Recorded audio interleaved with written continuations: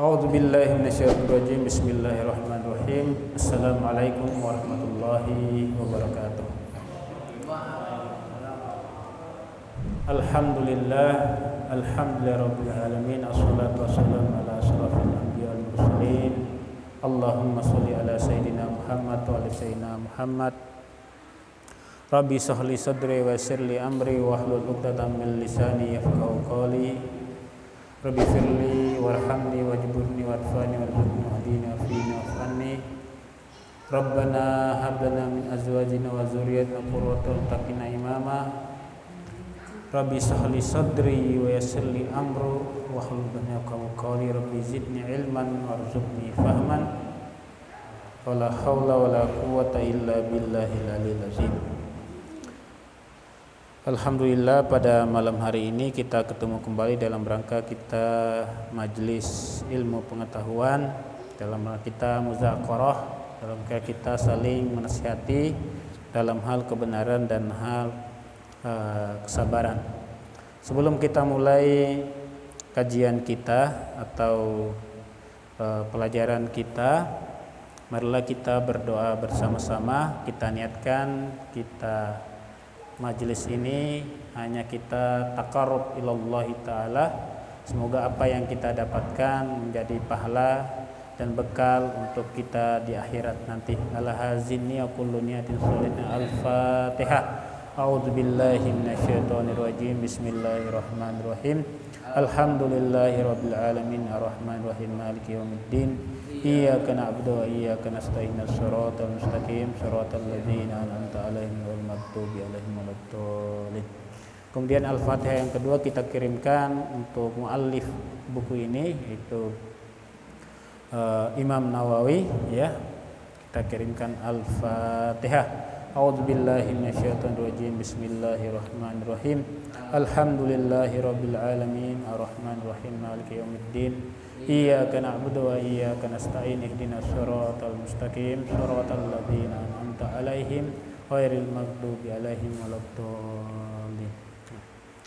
Baik, Bapak-bapak sekalian, jamaah Masjid Al-Majid yang dirahmati oleh Allah Subhanahu wa taala, kita lanjutkan kajian kita, yaitu dalam buku Al-Adhkar karangan Imam Nawawi.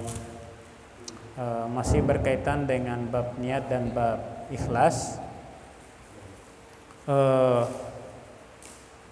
Ikhlas itu seperti yang sering dicontohkan oleh Profesor Dr. Quraisy Shihab,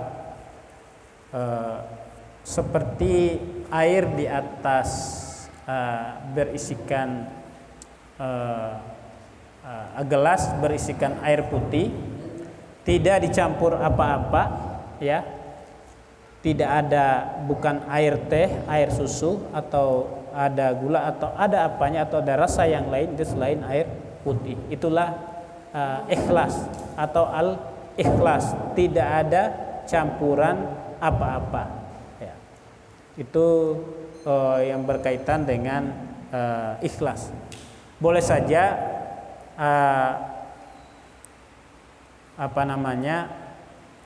kita sholat, gerakan kita sama dari kita takbiratul ihram sampai kita mengucapkan salam, itu semuanya gerakannya sama. Tapi mungkin niat kita atau yang terbesit dalam hati kita yang membedakan antara satu dan yang lainnya. Itulah yang terbesit dalam diri kita ini, itu yang dinilai oleh Allah Subhanahu wa ta'ala. Boleh saja semua gerakan kita sama, tapi kesadaran kita dan niat kita bisa beda. Ada orang yang sholat karena ada ini, karena memang semata-mata taqarrub ilallahi ta'ala dan mengharapkan ridha Allah Subhanahu wa ta'ala. Ada yang sholat subuhnya seperti hari raya, semua masjid itu diprogramkan ramai sekali sholat subuhnya. Karena itu dekat-dekat dia pilkada, dekat-dekat dia mau pemilihan kepala desa atau pemilihan RT atau RW. Ada maksud-maksud tertentu. Tapi itu yang menjadi yang tidak diucapkan itu menjadi rahasia seorang hamba dengan Allah Subhanahu wa taala. Karena dalam niat kita itu misalkan dalam niat sholat itu bisa saja kita ucapkan niat itu dengan lafal atau hanya al-qasdu fil qalb, hanya terbesit dalam hati, langsung kita kita takbiratul ihram. Nah, niat di dalam hati inilah yang menjadi patokan dan nilai kita kepada Sang Khalik, kepada Pencipta, kepada Allah Subhanahu wa taala. Hanya masih kita masuk dalam bab ikhlas. Ini dikatakan warwaina anis Sayyidil Jalil Abi Ali Al-Fuzail Ibni Iyad radhiyallahu anhu qala tarkul amali ajlin nas riyaun wal amalu ajlin nas syirkun. Meninggalkan amal perbuatan atau ibadah karena manusia itu riya. Begitu juga kalau kita melaksanakan perbuatan karena manusia atau karena yang lain, itu disebut syirik. Semua ibadah yang kita lakukan itu hanya ditujukan kepada Allah Subhanahu wa taala. Tidak ada ibadah yang ditujukan selain kepada Allah Subhanahu wa taala. Makanya kalau ada ibadah yang ditujukan selain kepada Allah Subhanahu wa taala, itulah syirik. Karena yang memberikan ganjaran, yang memberikan pahala, yang memberikan thawab, ya, itu Allah Subhanahu wa taala. Ya. Nah, makanya disebut di sini al ibadah, ya, wal amal li ajlin nas syirkun. Ibadah atau amal perbuatan karena manusia itu adalah syirik. Karena apa? Karena ibadahnya bukan ditujukan kepada Allah Subhanahu wa taala, atau tidak diniatkan kepada Allah Subhanahu wa taala. Wa qala al-Imam al-Harits al-Muhasibi rahimahullah as-sadiqu huwa allazi la yubali law kharaja kullu qadri fil qulub al-khalq min ajli islahi qalbihi la yuhibbu itla'un nas ala masakil dzarri min husni amalihi. Ya, orang-orang yang memang itu jujur, orang-orang yang ikhlas itu tidak pandang apakah dia itu mendapat puji apakah itu dia mendapat pujian, atau dia mendapatkan hinaan, atau dia mendapatkan ejekan, sama saja itu tidak berpengaruh pada dirinya. Dia tetap takarrub dan mengharapkan ridho dari Allah Subhanahu wa taala. Makanya kata Syekh Nawawi, bukan Imam Nawawi, ya, saya dikasih tahu sama Ustaz Safwan, Syekh Nawawi itu Al-Bantani. Kalau Imam Nawawi ini yang dari Timur Tengah atau dari Arab, ini yang mengarang buku ini. Nah, dalam kata Syekh Nawawi dalam bukunya Nasaihul Ibad, tingkatan ikhlas itu ada 3. Yang ikhlas, yang pertama, orang yang beribadah kepada Allah Subhanahu wa taala semata-mata memang mengharapkan ridho, dan memang kewajiban kita sebagai hamba, dia menghambakan dirinya kepada Allah Subhanahu wa taala, ya, hanya memang takarrub, hanya memang dia punya kewajiban bahwa dia semata-mata beribadah kepada Allah Subhanahu wa taala dan tidak mengharapkan apa-apa. Itu tingkatan ikhlas yang paling tinggi. Kemudian tingkatan yang kedua, bahwa ikhlas itu adalah seorang hamba dia beribadah, ya, kepada Allah Subhanahu wa taala, dan dia mengharapkan agar dia selamat dunia dan akhirat. Dia selamat dari siksa api neraka dan dia agar masuk surga. Ini juga masih dikatakan bahwa dia orang ikhlas, karena memang agama dia menjanjikan orang-orang yang beriman, orang-orang yang bertakwa itu balasannya adalah surga dan dia terhindar dari api neraka. Kemudian ikhlas yang ketiga adalah seorang hamba dia bermunajat kepada Allah Subhanahu wa taala, atau dia berdoa kepada Allah Subhanahu wa taala atau dia beribadah kepada Allah Subhanahu wa taala karena ingin diluaskan rizkinya, ingin diberikan ketenangan, ingin dipanjangkan umurnya, ingin diberikan kesehatan, al-afiyah, ya. Nah, ini juga masih dikatakan ya ikhlas. Nah, dari tiga tingkatan ini kira-kira kita masuk dalam yang mana? Ya, mungkin kita yang paling banyak ini kita yang ketiga, ya, karena kita memohon kepada Allah Subhanahu wa taala agar diluaskan rezeki kita, agar anak-anak kita menjadi anak yang soleh dan soleha, berbakti kepada orang tua, berguna bagi bangsa, masyarakat dan negara. Dan memang itu tidak salah. Karena memang dalam agama, ya, seperti yang saya sampaikan dalam khutbah Jumat kemarin surat Al-Ahzab, saya lupa ayatnya. Orang-orang muslim baik laki-laki maupun perempuan beriman, kemudian dia taat, kemudian dia berpuasa, bersedekah, ya. Kemudian dia orang jujur, kemudian menjaga kehormatannya baik laki-laki maupun perempuan. Kemudian selalu zikrullah, ya. Mengingat Allah Subhanahu wa taala. Allah Subhanahu wa taala a'addallahu lahum ajran azima, ya. Allah Subhanahu wa taala akan memberikan mereka ganjaran yang besar dan akan mengampuni dosa-dosa mereka.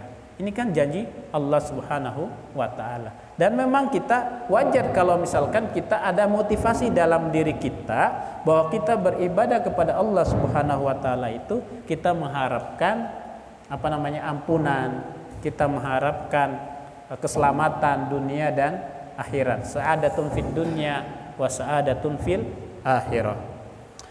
Baik, Bapak-bapak jamaah Masjid Al-Majid yang dirahmati oleh Allah Subhanahu wa taala, kita lanjutkan wa an Huzaifah al-Mar'ashi rahimahullah qala al-ikhlas an tasdal af'alul abdi fi zahiri wal batin, bahwa ikhlas itu adalah sinkronisasi atau sinkron antara perbuatan hamba atau ibadah seorang hamba atau af'alul abdi fi zahiri wal batin, secara zahiriyah, secara fisik, secara nampak maupun secara batin atau secara spiritual. Jadi apa yang dilakukan secara zahir dan apa yang diniatkan dalam hatinya itu sama, sinkronisasi, ya, itu ikhlas, ya. Selain dari itu tidak matching antara perbuatan dengan apa yang dikenal hati, itu tidak ikhlas. Atau apa yang diomongkan dan apa yang diperbuat itu lebih-lebih, itu juga tidak ikhlas, ya.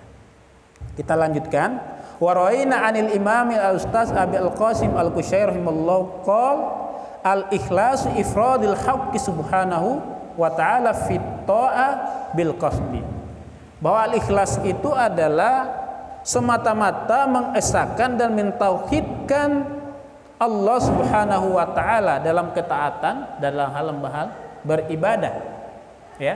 Semata-mata itu tauhid, semata-mata mengesahkan Allah Subhanahu wa taala. Wa huwa ayyurida bi ta'atihi at-taqarrub billahi taala duna syai'in akhar. Dan memang semata-mata karena dia taqarrub ilallahi taala, tidak lain dari itu, ya. Hanya dia dekat dengan Allah Subhanahu wa taala. Kalau misalkan saya ini sudah dekat dengan Pak Guru Dian. Kalau sudah dekat, apa saja yang saya minta tetap dikasih. Apalagi saya misalkan dengan Pak Widado bisa berbagi kalau sudah dekat. Itu salah satu contohnya, ya. Nah, begitu juga kalau kita sudah dekat dengan Allah Subhanahu wa taala, ya, apa saja yang kita minta itu, ya, bisa diberikan oleh Allah Subhanahu wa ta'ala. Man min tasannu'il makhluq aitisab mahmad indan nas, ya. Artinya ikhlas itu tidak berpengaruh apakah dia itu ada ejekan atau ada efek atau ada kekaguman atau ada sanjungan dari makhluk yang lain atau dari manusia yang lain. Au iktisabi mahdati indan nas, atau dia tadi itu ada sanjungan dari manusia yang lain, ya. Selain dari situ, ya kalau misalkan dia ada pengaruh, ya karena dia untuk mendapatkan sanjungan atau dia untuk mendapatkan kehormatan atau lain, atau niatnya bukan taqarrub ilallah, itu sudah meleset dari makna ikhlas itu sendiri, ya.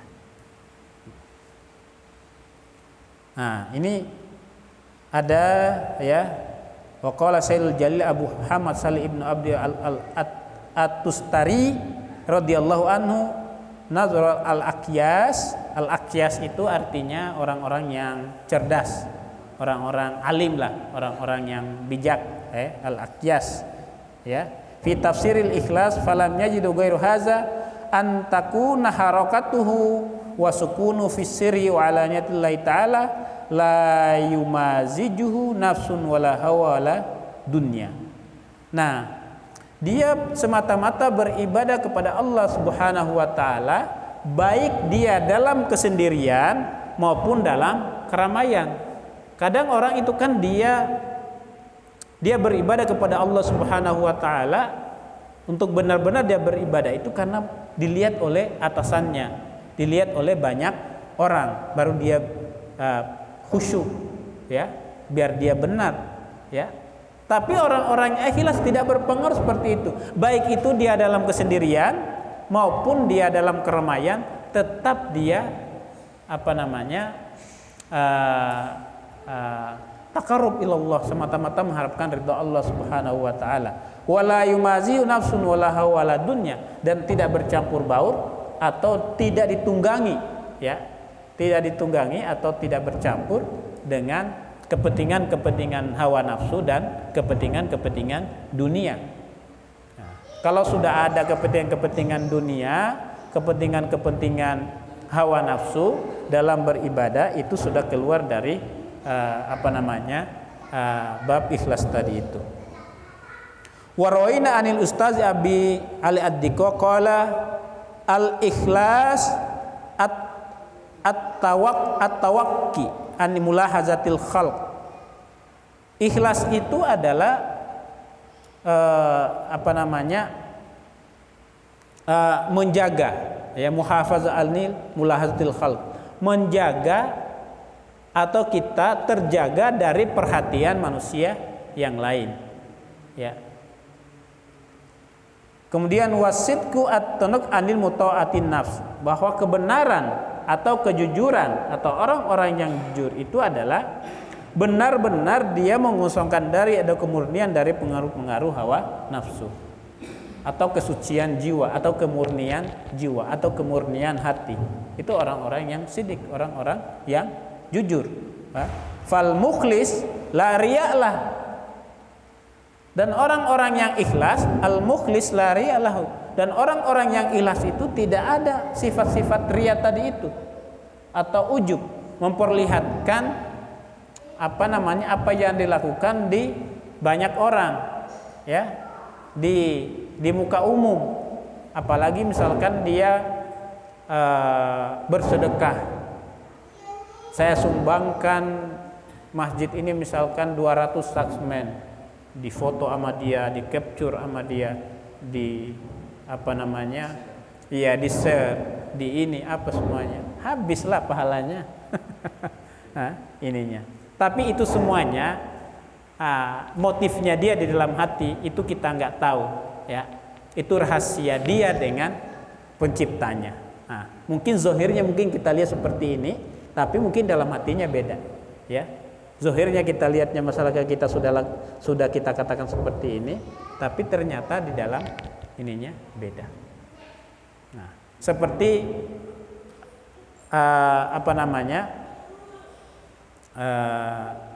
seseorang, dia diceritakan, ya, saya lupa sumbernya, bahwa setiap hari seorang itu dia membeli khamar, minuman keras, dan dia bawa ke rumahnya. Dia pergi ke warung, ke toko-toko yang penjual-penjual minuman khamar itu, dia borong semuanya itu, ya. Dia borong semuanya, ya. Kemudian dia bawa ke rumahnya. Semua orang mengatakan bahwa orang itu adalah peminum khamar, ya. Padahal di balik itu semua setelah dia meninggal nanti dia ceritakan istrinya, kata istrinya bahwa suami saya itu dia membeli khamar di toko-toko penjual khamar itu bukan untuk dia minum, tapi dia musnahkan, ya. Dia musnahkan, dia beli semuanya itu agar dia tidak lagi tersedia minuman khamar itu, dan dia musnahkan.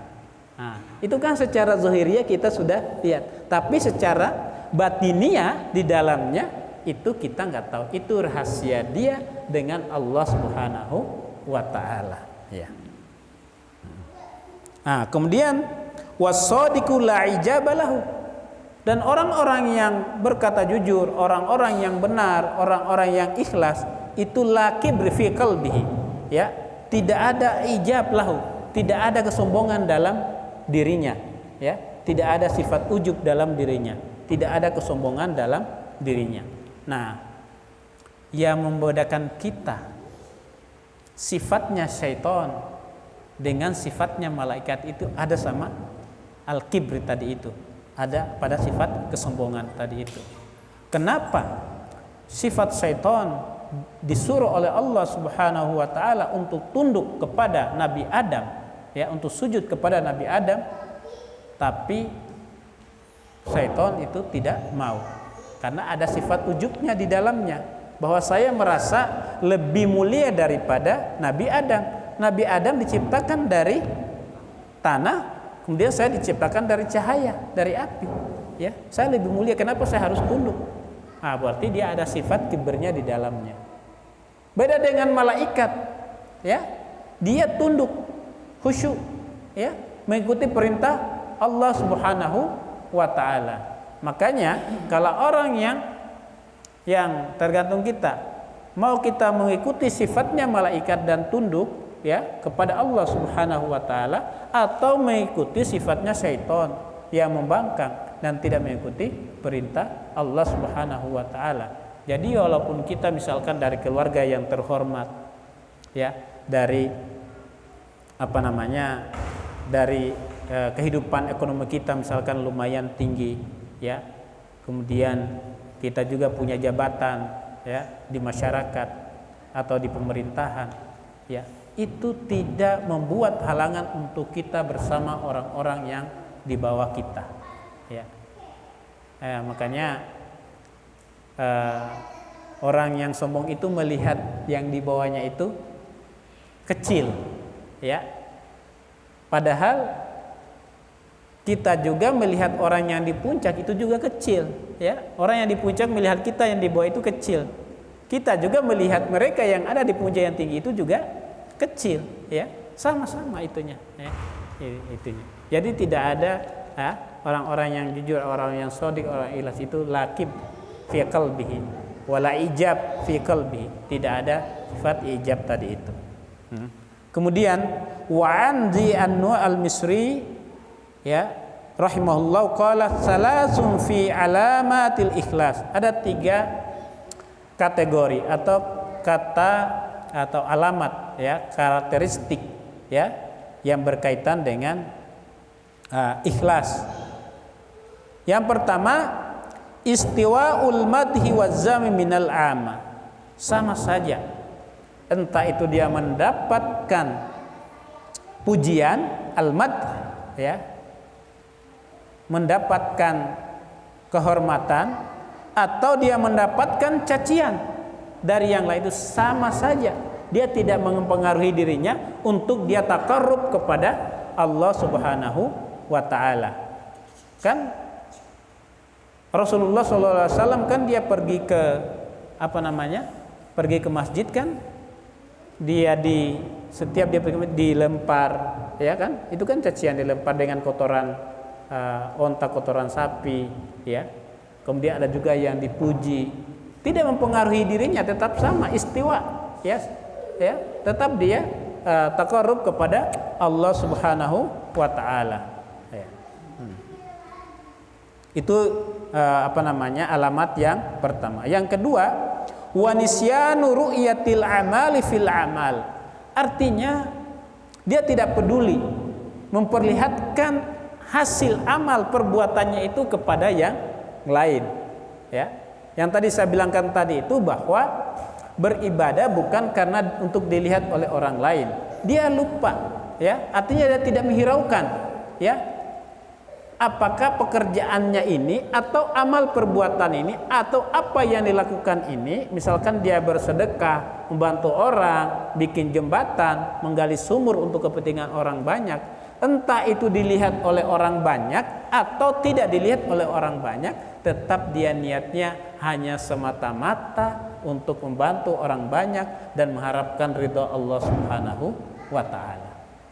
Dan yang ketiga, alamat dari ikhlas itu adalah wa iktida'u thawabil amali fil akhirah. Ya, hanya semata-mata untuk mengharapkan at-thawab, ya, untuk di akhirat nanti mendapatkan pahala, mendapatkan ganjaran dari Allah Subhanahu wa taala. Itu yang alamat-alamat atau karakteristik bahwa seseorang itu dikatakan ikhlas, ya. Kenapa misalkan buku ini adalah diawali dengan husnun niyah wal ikhlas? Karena setelah ini adalah akan ada bab-bab yang berkaitan dengan zikrullah, al-azkar, ya, kumpulan zikir-zikir atau panduan zikir kepada Allah Subhanahu wa taala dalam rangka kita untuk taqarrub ilallahi taala. Nah, makanya di sini dikatakan waraina anil Qusyairi rahimallahu aqallu sidqi istiwa'u sirri wa alani. Ya, artinya bahwa benar itu sama saja atau sinkron, baik itu dalam hal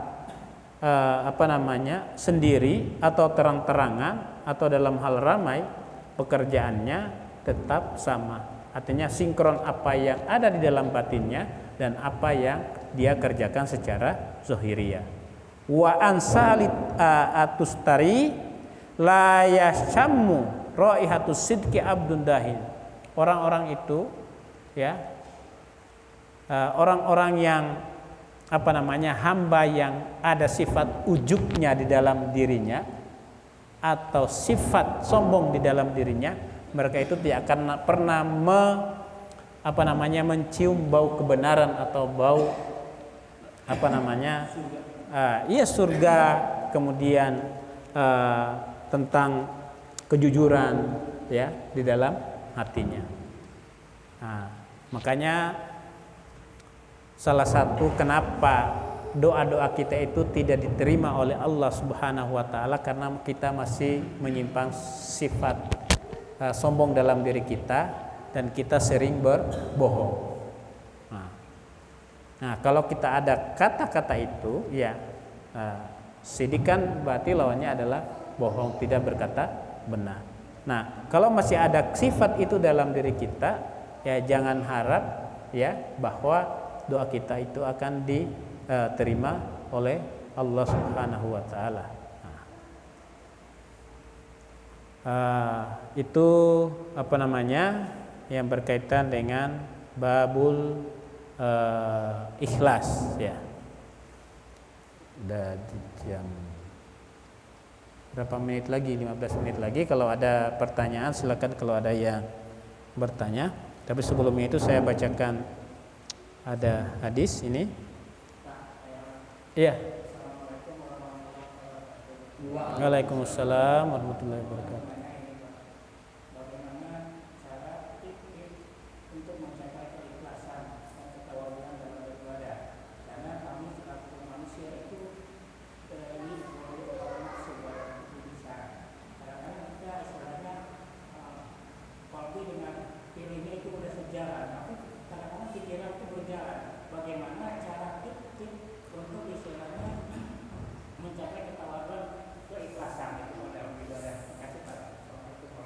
Waalaikumsalam warahmatullahi wabarakatuh.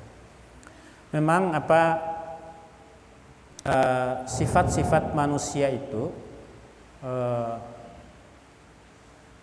materi itu atau az-zahiriyah atau al-maddah, ya, materi itu adalah sumber perbedaan, ya, sumber perbedaan dan perpecahan, ya, pertikaian, ya, itu memang sifatnya manusia, karena manusia ini masih terikat dengan dengan materi tersebut. Kemudian, nah, bagaimana untuk menghilangkan? Bukan kita menghilangkan, tapi meminimalisir, ya, meminimalisir. Bagaimana kita tidak terlalu condong kepada hal-hal yang sifatnya materi tersebut. Nah, ini dikatakan di sini bahwa orang-orang yang khusyuk itu adalah, ya, saya pernah bertanya kepada salah satu dosen di di UIN itu, bagaimana kita untuk mencapai kekhusyuan dalam sholat. Nah, dia jawab, orang-orang yang khusyuk itulah orang-orang yang sadar, ya, apa yang dia lakukan dan apa yang dia ucapkan. Jadi bibir ini dia berkata, tapi hati itu ikut dia membenarkan dan dia membenarkan, ya. Jadi dalam Al-Quran itu kan, maka zabal fuadu marwa, hati kecil itu tidak pernah berbohong. Nah, selama hati ini terkoneksi kepada Allah Subhanahu wa taala, selama itu pula dia dia minimalisir hal-hal yang sifatnya yang sifatnya materi tersebut. Nah, makanya sebelum untuk sampai ke situ, kita misalkan kita sholat, dianjurkan kita misalkan berpakaian bersih, ya, berpakaian bersih, terhindar dari hadas kecil maupun hadas besar semuanya. Kemudian juga dari pakaian kita itu misalkan ada yang bertuliskan di belakang, itu kan sifat-sifatnya yang masih bersifat misalkan fikih. Makanya hal yang fikih itu kita harus perhatikan. Ada yang misalkan sholatnya itu yang tulisannya di belakangnya itu, akhirnya kita yang di saf yang kedua itu pasti di depan kita itu melihat dan membaca. Jadilah pemuda yang teguh, ya, kejar daku, ya, akan kutangkap. Itu tulisan-tulisan yang di belakang. Itu akan menghilangkan hal-hal yang sifatnya tadi kekhusyuan kita tadi itu. Nah, pakaian putih, pakaian yang polos, pakaian yang hitam, pakaian yang tidak warna-warni itu bisa itu bisa mempengaruhi. Itu kita dianjurkan dalam hal itu lampu itu diremangkan, digelapkan, ya, digelapkan. Nah, tapi yang paling penting apa yang kita ucapkan tadi itu sadar, ya. Misalkan alhamdulillahirabbil alamin. Nah, kata alhamdulillahirabbil alamin ini, hati ini ikut dia bermain, ikut dia membenarkan, ikut dia sadar dengan apa yang kita ucapkan. Bukan kita ucapkan alhamdulillahirabbil alamin, tapi hati kita ada di mana? Kesadaran kita ada di mana? Tapi hal ini adalah memerlukan riyadhah, ya, latihan-latihan, ya, latihan-latihan bagaimana untuk kita mendapatkan kekhusyuan kita kepada Allah Subhanahu wa taala. Nah, apakah orang itu Allah khusyuk atau tidak? Itu orang lain, bukan orang lain yang menilainya, tapi dianya, ya. Seperti juga apakah doa saya diterima atau tidak diterima, atau bagaimana doa saya itu diterima atau diterima, atau bagaimana saya tahu bahwa doa saya itu diterima oleh Allah Subhanahu wa taala. Itu dirinya yang menjawabnya, bukan orang lain. Dalam Al-Qur'an kan wadilat qulubuhum, ya, bergetar hatinya kalau tidak dibacakan ayat-ayat Allah Subhanahu wa taala. Atau ketika azan berkumandang, Allahu Akbar, semuanya itu bergetar hatinya, ya. Nah, kita bergetar hati kita dan bulu-bulu kita itu merinding ya karena kita jalan di samping rumahnya Pak Widodo, di samping-sampingnya itu kan. Ya, itu merinding bukan karena kita takut kepada Allah. Ya. Itu saya kira itu bukan riyadhah. Mungkin juga Pak Ustaz Safwan juga bisa mendapatkan guru dari guru kita. Ya, artinya semua itu riyadhah dengan zikrullah katsiran, ya. Kemudian tazkiyatun nafs, kemudian minimalisir hal-hal yang sifatnya materi, ya. Makanya kata Rasulullah, orang yang belum dia mengikat ontanya itu, sahabatnya belum mengikat ontanya, kemudian dia sholat, saya pasarkan kepada Allah. Kata Rasulullah, ikat dulu ontamu, baru pasarkan kepada Allah Subhanahu wa ta'ala. Jadi hal-hal yang sifatnya ke dunia fisikly itu berusaha untuk kita selesaikan, ya. Misalkan Allahu Akbar, itu belum diikat ayam saya kata Pak Haji, wah itu belum saya kasih makan, ini utang belum dibayar, sebentar lagi saya mau bayar. Banyak sekali itu hal yang seperti itu, ya. Ya, jadi alhamdulillahnya itu tidak sinkron. Apa yang saya bilang tadi itu kan yang saya bilang tadi itu al-ikhlas, ya, antastawi af'alul abdi, ya, fi zahiri wal batin. Jadi sinkronisasi perbuatan seorang hamba baik itu secara batinnya maupun secara zahiriyah. Itu ininya. Nah, bagaimana caranya? Harus kita riyadhah. Tidak serta-merta kita langsung mencapai hal yang sifatnya seperti itu. Walau sepintar-pintarnya Messi atau Ronaldo atau siapa, kalau dia tidak latihan, ya pasti terkecoh juga dalam dia main bola. Begitu juga kita ahli ibadah, dalam kita beribadah itu memerlukan riyadhah. Yaitu riyadhahnya secara fisik maupun riyadhahnya secara batiniyah. Ada lagi yang ini.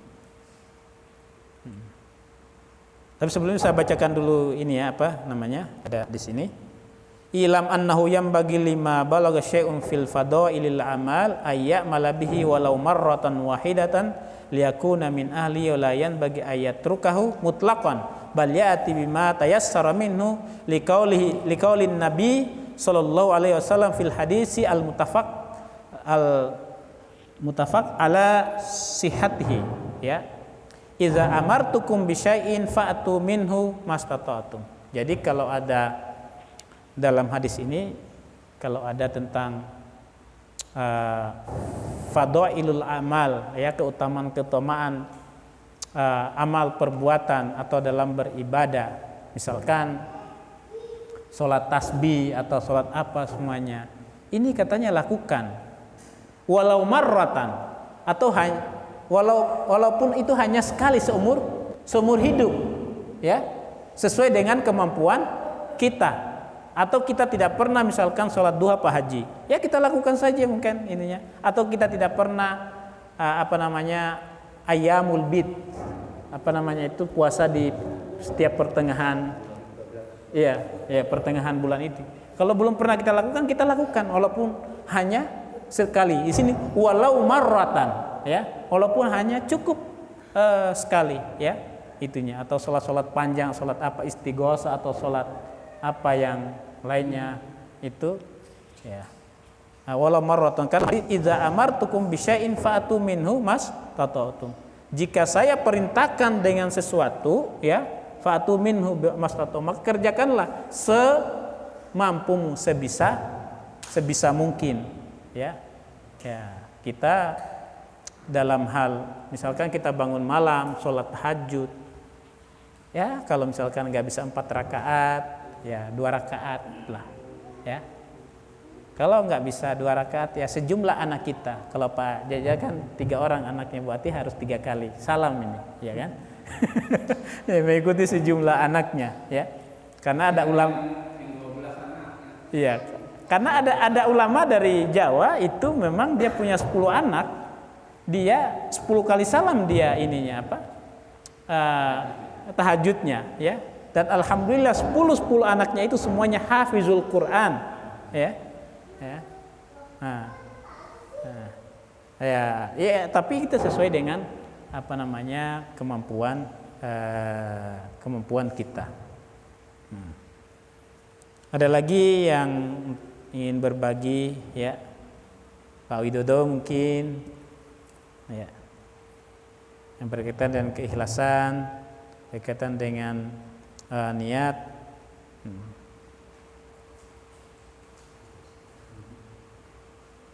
Nah, ini saya bacakan lagi hadis, ya. Ini